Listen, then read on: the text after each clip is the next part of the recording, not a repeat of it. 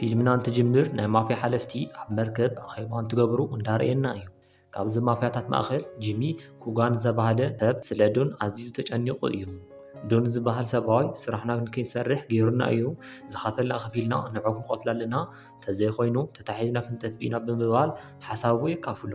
መብዛሕትኦም ናይ ማፍያ መራሕቲ ድማ ዶን ንክቕተል ዝተሰማምዑ እንትኾኑ ጉጅለ ድማ መስሪቶም ቀልጢፎም ድማ ንክመውት ትእዛዝ የመሓላልፉ። ፊልምና ድማ ነዚ ስዒባ ኣብ ባንኮክ ታይላንድ ውሽጢ ዝርከብ ንዶን ተርእየና። ሕጂ ዶን ናይ ጂሚ ሰባት ፕላን ከም ዘውፅኡ ስለ ዘይፈለጠ ካብኦም ዕፅ ንምግዛእ ይመጽእ። ናይ ጂም ሰባት ድማ ንዑ ተቐቲልኩሞ ብዙሕ ገንዘብ ክኸፈለኩም እዩ ስለ ዝተባሃሉ ንዑ ንምቕታል ይዳለዉ። ብዘሕዝን መልክዑ ግን ዶን ዝኾነ ሰብ ካብ መሬት ተላዒሉ ዝቐተል ዓይነት ሰብ ኣይኮነን። ኣብቲ ከባቢ ብዙሓት ናይ ማፍያታት ኣባላት ተኣኪቦም እኳ እንተኾኑ ሓደ ሰብ ግን ንዑ ክቐትሎ ኣይከኣለን። ብግልባቶ ነንሕድሕዶም እንዳሃረመ ህይወቶም ክስእኑ ገይርዎም እዩ። ምርኢት ፊልምና ድማ ነዚ ምስ ራእየትና ናብ ማሌዥያ ይቕየር። እታ ተፈታዊት ፍራንካ ቾፕራ ኣብዚ ፊልሚ ሮማ ብዝበሃል ገጸ ባህሪ ዝሓዘት እንትትኾን እታ ሰበይቲ ድማ ከም ፖሊስ እያ ትሰርሕ። ሮማ ብስርሓ ጎበዝ እንትኸውን ኣብቲ መደብር ፖሊስ ድማ ኣዝያ እትፍቶ ቆልዓ እያ። ካብኡ ድማ ንሮማ ሚስተር ማሊካ ዝተባህለ ፀዊዕዋ ናብኡ ትኸይድ። ሚስተር ማሊካ 37 ዓመትን ልዕሊኡን ኣብዚ ስራሕ ጸኒሑ እዩ። ሕጂ ግን ክዕረፍ ስለ ዘለዎ ጥሮታ ንክወፅእ ምዃኑ ንክነግራ እዩ ንሮማ ዘፀውዓ። ሮማ ድማ ነቲ ዕቡድ ዝኾነ ሰብኣይ ብዘይካናቱ ሓገዝ መሓዝ ስለ ዘይትኽእል ንሱ እስካዕ ዝተሓዝ ሓቢርዋ ንክጸንሕ ትልምኖ። በዚ ሕዝን መልክዕ ግን ማሊክ ኣብዚ ስራሕ ካብዚ ንላዕሊ ክጸንሕ ኣይደልን። ጥሮታ ናይ ምውፃእ ነገር ርግፅ ምዃኑ እንዳነገራ ናብ ታሕቲ ኣብ ዝወርድሉ ሰዓት ምስ ዶን ጎፍ ንጎፍ ይረኸቡ። ሮማን ካልኦት ፖሊሳትን ነዚ ሰብ ንዓመታት እንዳደለይዎ እዮም ነይሮም። ሕጂ ድማ ናብ ምሳቶም ዘለውሉ ባዕሉ ስለ ዝመፀ ቀልጢፎም ብምእሳር ናብ መደብር ፖሊስ ይወስድዎ።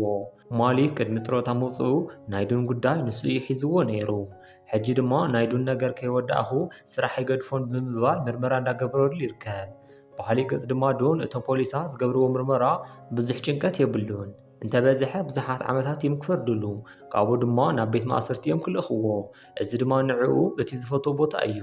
ምኽንያቱ ድማ ኣብ ቤት ማእሰርቲ ሓደ መዓልቲ ወይ ድማ ክልተ መዓልቲ እዩ ተሓዲሩ። ነቲ ቤት ማእሰርቲ የጽንዖ እሞ ኣብ ሳልሳይ መዓልቲ ድማ ይሃድም። ካብኡ ድማ ንማሊክ ዝሰርሖ ገበን ኩሉ ብምእማን ናብ ቤት ማእሰርቲ ንክልእኽዎ ይገብር። ሕጂ ድማ ዶን ዝመጸሉ ቤት ማእሰርቲ ኩሉ ዝፈርሖ ፍርሃን ዝተባህለ ሰብ ኣሎ። ንፈርሃን ድማ ናብ ቤት ማእሰርቲ ንክኣቱ ዝገበሮ ዶን እንትኸውን ሕጂ ፈርሃን ሕነ ምፍዳይ ይደሊ እዩ። ካብኡ ድማ ፈርሃን ብዙሓት ኣጋጣሚ ድሕሪ ምጽባዩ ኣብ ሻወር ቤት ንዶን ከጥቅዖ ይፍትን። በዚ ሕዝን መልክዑ ግን ፈርሃን ዋላ ሓደ ግዜ ከይሃረሞ ዶን ቀጥቂጡ ናብ መሬት ይደብዮ። ካብኡ ድማ ዶን ምስኡ ምግጣም ከም ዘየዋፅኦ ይነግሮሞ ኣብ ክንዱ ካብዚ ቤት ማእሰርቲ ንከምልጡ ፕላን ኣለኒ እንተዳ ሓጊዝካኒ ንዓኻውን ክተምልጥ ክሕግዘካ እየ ኢሉ ናይ ዒላሙ ሓደ ኣካል ይገብሮ። ካብኡ ድማ ዶን ኣብ ደገ ካብ ዘለዎ ዕርክቱ ተጠቂሙ ናብቲ ቤት ማእሰርቲ መርዚ የምጽእ። ካብኡ ድማ ነቶም እስራት ንዝዳለዎ ምግቢ ምስ ፍርሃን ብምዃን ኣብ ኩሉ መርዚ ይገብር። በቲ ዝተመረዘ ምግቢ ምኽንያት ብዙሓት እስራት እንዳሞቱ ስለ ዝነበሩ ፖሊሳት ኣብዚ ስራሕ ኣብ ዘትኩርሉ ሰዓት ፈርሃንን ዶንን ድማ ፖሊሳት መሲሎም ካብቲ መደብር የምልጡ። ንፈርሃንን ዶንን ድማ ምስ ኣምለጡ ብዙሕ ከይጸንሑ ሮማንን ማሊክን እቲ ዜና ይበጽሖም። ኣብኡ እውን ፈለማ ናብ ቤት ማእሰርቲ እንትልእኽዎ ከምልጥ ይኽእል እዩ ዝብል ፍርሒ ነይርዎም እዩ። እንተኾነ ግን በዚ ቅልጣፈ ክኾን ኢሎም ስለዘይሓሰቡ ኩሎም ፖሊሳት ይሓርቁ። ኣብ ካሊእ ምርኢትና ድማ ካብ ዝተሳኽዕ ናይ ምምላጥ ዒላምኦ ሕጂ ጽቡቕ ግዜ እንዳሕለፉ ይርከቡ። ምስ ዶን ኩሉ ግዜ እትሰርሕ ኣይሻ ዝተባህለ ሰበይቲ ኣላ። ካብኡ ድማ ዶን ንኣይሻ ፈርሃንን ኣብ ሓደ ምስ ገበሮም ጽቡቕ ፕላን እንዳውፅአ ምዃኑ ይነግሮም። ስለ እቲ ፕላን ቅድሚ ምንጋሩ ድማ ምስ ፍርሃን ናብ ሓደ ምስጢራዊ ቦታ ይኸዱ። እዚ ቦታ ዓበይቲ ሰብ ሃፍቲ ንብረቶም ብውሕስ መንገዲ ዘቐምጥሉ ቦታ እዩ።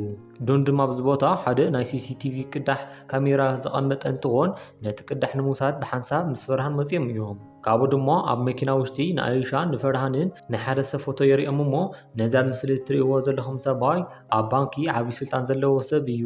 ስሙ ድማ ዲዋን ይበሃል። ኣነ ድማ ሕጂ ሒዘዮ ኣብ ዝመጻእኹ ሲዲ ናቱ ዓብዪ ምስጢር ይርከብ። ነዚ ምስጢር ብምጥቃም ስለቲ ባንኪ ግዙፍ ሓበሬታ ክንረክብ ንኽእል ኢና። ካብኡ ንድሓር ድማ ቀሊል ስለ ዝኾነልና ነቲ ባንኪ ሰሪቕና ሃብታማት ክንከውን ኢና ብምባል ነቲ ፕላኑ ይነግሮም። ካብኡ ብተወሳኺ ምስኡ ዝሰርሕ ሰሚር ዝበሃል ሃከር እውን ኣናጊሩ እዩ። ካብኡ ድማ ሰሚር ዝተወሰነ ስራሕ በዚ ዝሕግዞ እንትኸውን ግን ከዓ ናብቲ ባንኪ ኣትዮም ዝሰርቁ ሰለስቲኦም እዮም። ብኻሊእ ገጽ ሚስተር ማሊክ ንሮማን ኣዝዩ ከም ዝተጨነቐ ይነግራ። ኩሉ ግዜ ድማ ዱን ካብ ቤት ማእሰርቲ እንትወፅእ ሓደ ተንኮል ከይስራሕ ይወፅን። ብርግጽ እዚ ሰብ ዓብዪ ተንኮል እንዳሰርሐ እዩ ዝህሉ፣ ስለዚ ባዕልኻ ሓልዊ ሕጂ ኣብ ጎንና እዩ ዝህሉ ብምባል ንክትጥንቀቕ ይነግራ። ብኻሊእ ገጽ ድማ ማስኪ ተጠቂሙ ምስ ኣይሻ ናብ ሓደ ምድላው ይኸዱ። ኣብዚ ምድላው ንሳቶም ዝደለይዎ ናይ ባንኪ በዓል ስልጣን ዲዋን ይርከብ። ናቶም ዕላማ ድማ ናይ ዲዋን ዓብዪ ሓበሬታ ኣብ ኢዶም ከም ዝርከብ ንምንጋር እዩ። ካብኡ ድማ ነዚ ተግባር ዝተሓረየት ድማ ኣይሻ እንትኸውን ኣይሻ ነዚ ነገር ንምፍጻም ብቐጥታ ናብኡ ትኸይድ። ዲዋን ኣብቲ ሰዓት ምስ ካሊእ ሰበይቲ እንዳሳዕስዐ እንትኾን ንሳ ድማ ምስታ ሰበይቲ ትፈልዮ እሞ ዘድልዮ ሓበሬታ ኣብ ጅቡእ ብምቕማጥ ካብቲ ቦታ ትኸይድ። ብኻሊእ ገጽ ድማ ዱን ብናይ ኣይሻ ጥበብ ኣብ ናይ ዲዋን ጁባ ዝተቐመጠ ስልኪ ንዲዋን ከናግሮ ክኢሉ እዩ። ቅድሚ ሕጂ ጀምስ ዝተባሃለ በዓል ስልጣን ተቐቲሉ ነይሩ እዩ። በዚ ድማ ስልጣን ንምርካብ ክብል ዲዋን ብቐጥታ ተሳቲፉ ነይሩ እዩ። ሕጂ ድማ ዱን ነዚ ዘረጋገፀ ሓበሬታ ኣብ ኢዱ ስለ ዝርከብ ዱን ዝደልዮ ነገር እንተደኣ ዘይገብር እንተኾይኑ እቶም ቪድዮ ከም ዝዝርግሖም ነጊርዎ እዩ። ብኻሊእ ገጽ ናይ ድፍረቱ ድፍረት ኣብዚ ገዛ እንዳሃለወ ምስታ ፖሊስ ሮማ እንዳሳዕስዐ እዩ ነይሩ። ሕጂ ድማ ሮማ ምስኣ እንዳሳዕስዐ ዝነበረ እንተደለየቶ እኳ ክትረኽቦ ኣይከኣለትን። ማሊክ ከምዚ ነገራ ድማ ብርግጽ ዱን ከም ዝኾነን ናይ ገጽ ባስኬራ ከም ዝወደየ ድማ ገሚታ እያ።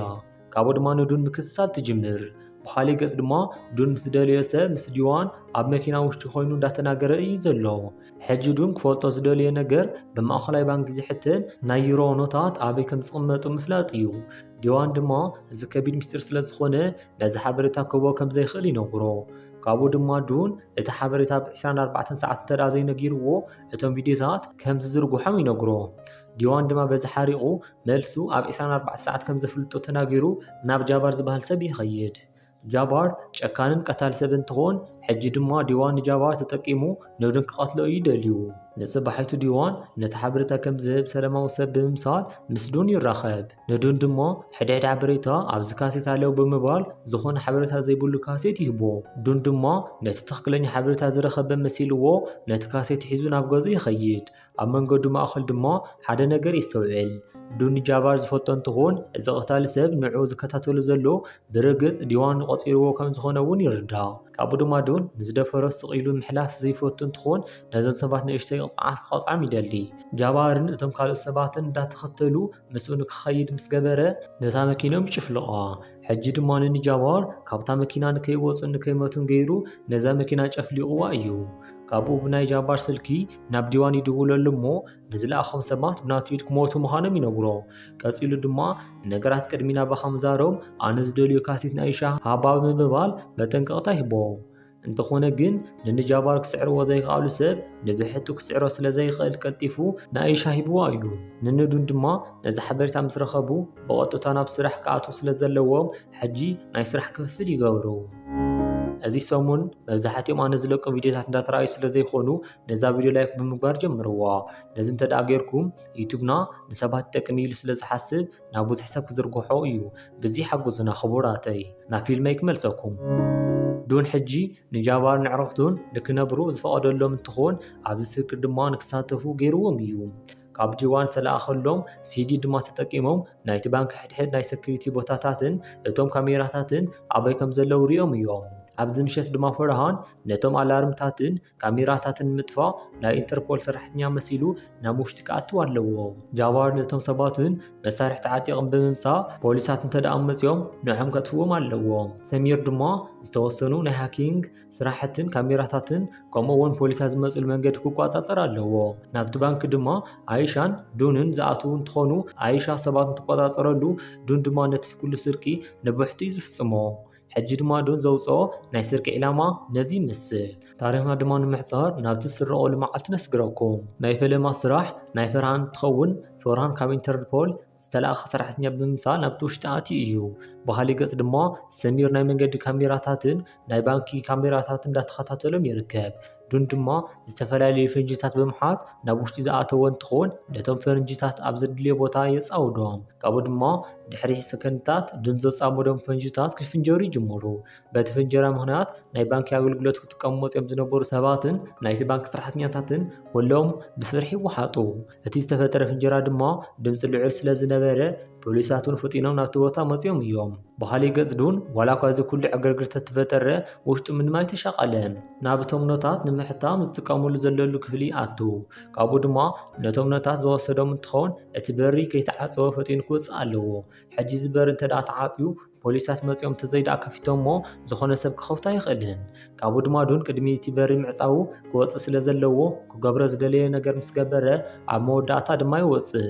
ብዘሕዝን ኩነት ግን ፈርሃንን ጃባርን ናይ ዓሻ ስራሕ ምስራሕ ጀሚሮም እዮም። ንሳቶም ዒላምኦም ነቲ ባንኪ ብሓባር ምስ ሰረቕዎ ኩሉ ነገር ንብሕትና ክንወስዶ ኢና ስለ ዝብሉ ዝነበሩ ካብ ዱን ኩሉ ነገር ይቕበልዎ። ዱን ድማ ኣብ ኢዱ ዝነበረ ቦርሳ ምስ ሃቦም ካሊእ ቦርሳ ካብ ዝሓበአሉ ብምሓዝ ካብቲ ቦታ ኣምሊጡ እዩ። ብዘሕዝን ኩነት ግን ሰሚር ሓሊፉ ስለ ዝሃቦ ፖሊሳት ቀዲሞም ኣብቲ ቦታ በፂሖም እዮም። ፖሊሳት ኣብ ዝሓዝዎ ሰዓት ናይ ማእኸላይ ባንኪ በዓል ስልጣን ዝኾነ ዲዋን ኣብቲ ቦታ ይርከብ።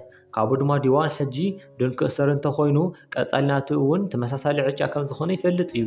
ነቶም ፖሊሳት ድማ ዱን ሰራቂ ኣይኩነን ዱን ናተይ ሓላዊ እንትኾን ኣነ ኣብዚ ዘለኹ መሲልዎ እዩ ንዓይኒ መድሓኒ እዩ መፂ ብምባል የመኽንየሉ። እቶም ፖሊሳት ድማ ነዚ በዓል ስልጣን ምስ ሌባ ኣይተሓባበርን ኢሎም ስለ ዝሓሰቡ ምስኦም ንክሕወስ ገይሮሞ እዮም።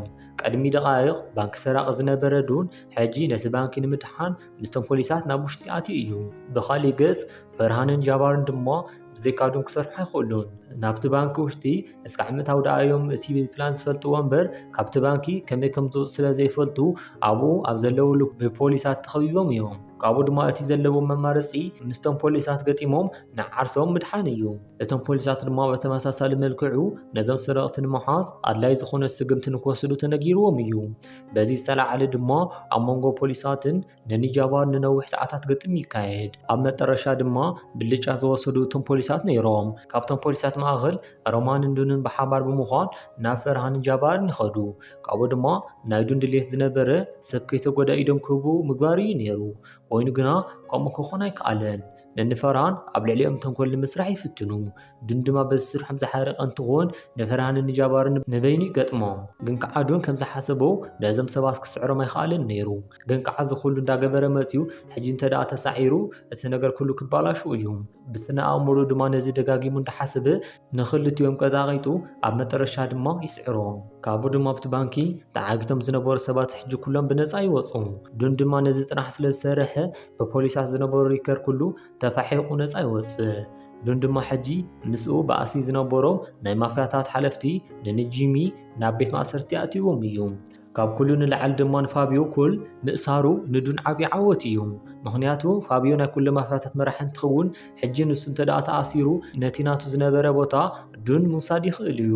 ኣብ መጨረሻ ምርኢትና ድማ ዱን ናብ ሰሚርን ኣይሻን ዘለውሉ ቦታ ይኸይድ። ኣብቲ ባንኪ ዝሰርቁሉ እዋን ጃባርን ፈርሃን ነቲ ቦርሳ ንክህቦም እንተሓትዎ ትክክለኛ ንብረት ዝሓዘ ቦርሳ ኣይኮነን ነይሩ። ትክክለኛ ኖታት ንምሕታም ዝጠቕሙ ንብረት ኣብ ኢደይ ይርከቡ ብምባል ነቲ ንብረት የሪኦም። ኣብ መጨረሻ ድማ ጽላተይ ቀዲሞም ክኸዱ ይኽእሉ እዮም። እቲ ተዓዋቲ ግን ኣነ እየ እንዳበሎም ዳርኣና ፊልምና ኣብዚ ትውዳእ።